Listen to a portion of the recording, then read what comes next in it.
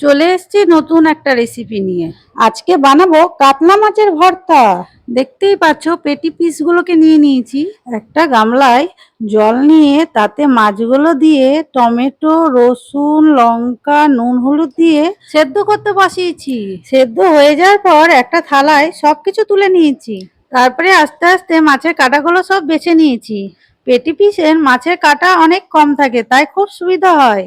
রসুন, লঙ্কা, টমেটো আর মাছ দেখো একসঙ্গে মাখিয়ে নিয়েছি, সাথে স্বাদ অনুযায়ী নুন আর হলুদ অ্যাড করে নিয়েছি।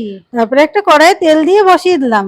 তেল গরম হয়ে যাওয়ার পর শুকনো লঙ্কা, কালো জিরে আর পেঁয়াজ দিয়ে ভালো করে ভেজে নিলাম।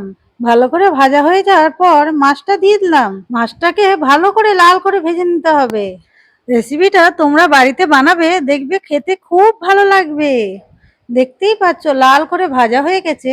গরম ভাতের সঙ্গে এটা খেতে বেশ মজাদার।